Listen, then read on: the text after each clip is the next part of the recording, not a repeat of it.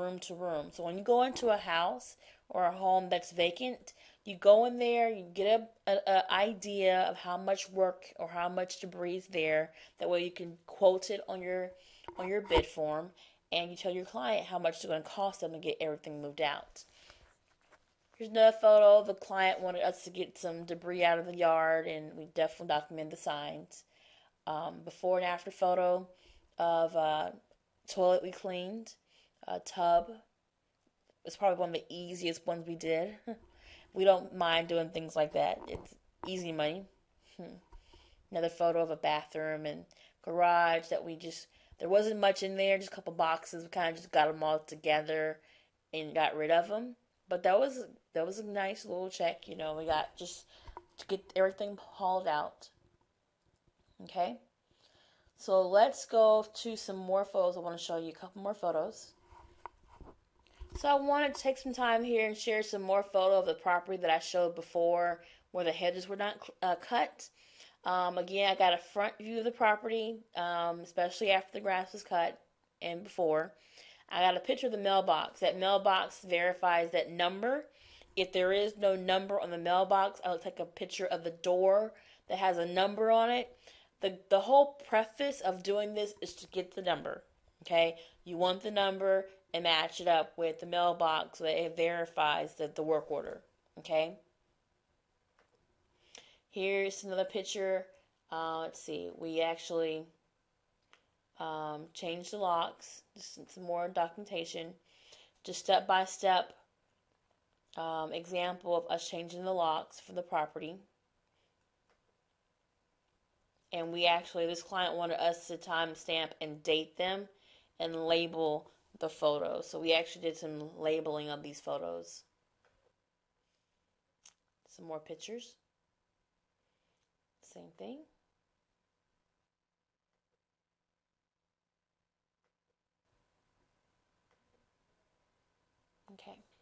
Okay, now here's an example of a property we went to that actually was bidded, and we were not awarded this property, but I want you to see some things you go into when you have a bid.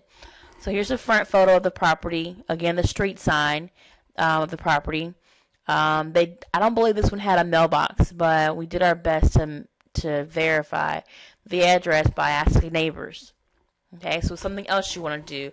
Whenever you go to the property, if there's no street sign, if there is no mailbox, there's no way to validate that address, you always want to ask a neighbor for the address to make sure you're in the right place. Here's some pictures of the property. And actually, this mailbox must have been across the street. So we did have a mailbox for this one. Just some water meter information for the customer. Got a picture of the inside for them. This property had damage to the roof due to a leak. They wanted us to tarp the roof and get a quote for the size of the tarping needed. Okay, there's some molded damage. The ceiling's caving in. Could possibly be a serious hazard if it doesn't get corrected soon. Just some more photos of the property.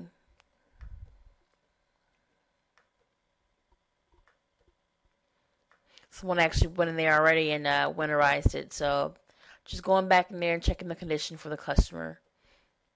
Shows some debris left in the property that needs to be hauled out.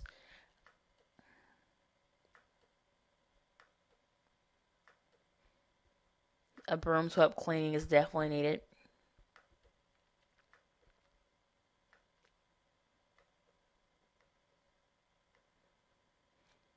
And we would definitely put a bid in to paint the property if they wanted it done. I would still bid on it even if they didn't want it done. You never leave money on the table. You always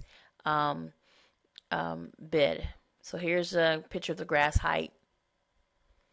Some of the things that are left in the garage that you're hauling out. Got a quote for that to be pulled away.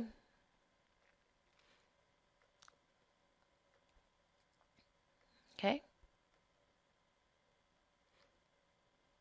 This is the outside of the property, the back side.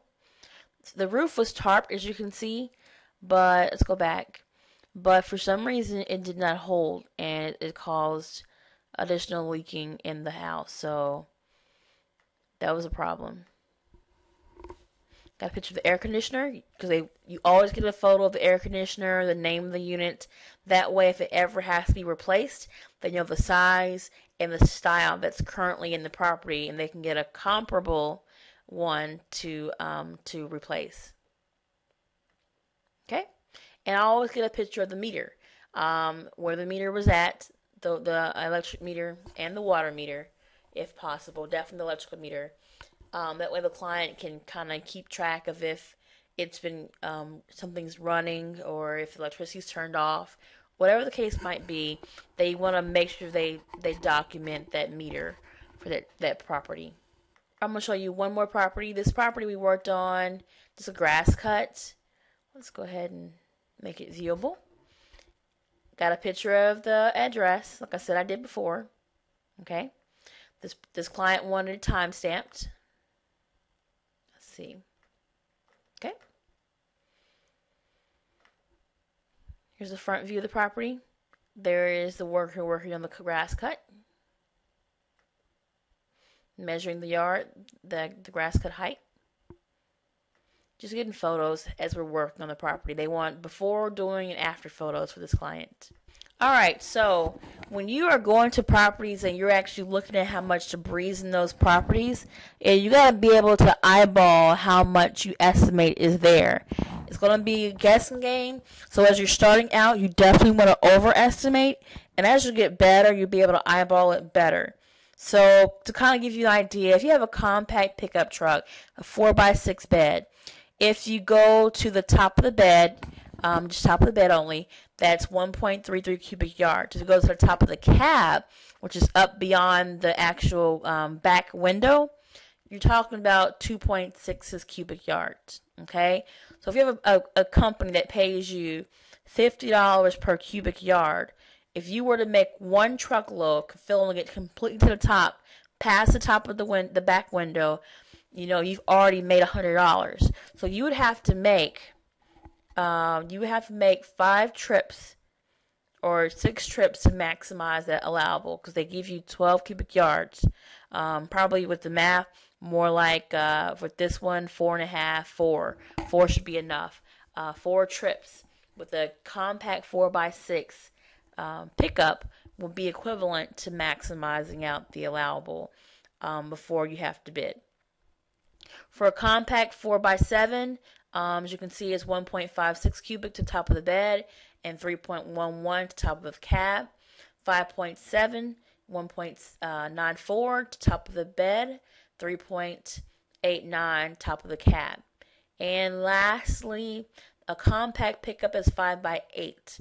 Top of the bed will be a 2.66 cubic yards, and completely filling it to the top of the cab is 4.44. So that gives you an idea of what size bed you may have and how many trips you need to do to actually make as much money as possible. So if you fill a complete trailer up and you don't know how much you have filled it up, let this be your guide to calculating your allowable. And then that'll help you be able to eyeball how much a property actually has in that property. Okay? Hope that helps. Alright, so when I'm pricing my jobs, I'm thinking in my mind, hey, is this property clean? Is it safe? And is it secure? Now, we talked about this on one of our previous videos, but I want to make sure we really understand it. So my thought process is it safe? Is it safe? Is it clean? Is it secure? So is the property clean? Is there any debris that needs to be removed? If there is, how much is in there? Are there beds? Are there couches? Are there washer and dryer units? Does the customer pay by the washer and dryer unit? Is it considered debris by cubic yardage? So you have to know that, because some customers will charge by the unit. For example, one of my customers charges us to remove a refrigerator like $50. Another $75. So you have to know, don't include those appliances and the actual debris removal. Okay? Sometimes it's itemized out as a separate item. Does the property need janitorial cleaning? This is actually wipe down cleaning using chemicals, cleaning chemicals. Definitely you want to always wipe countertops off, especially for a broom swept clean.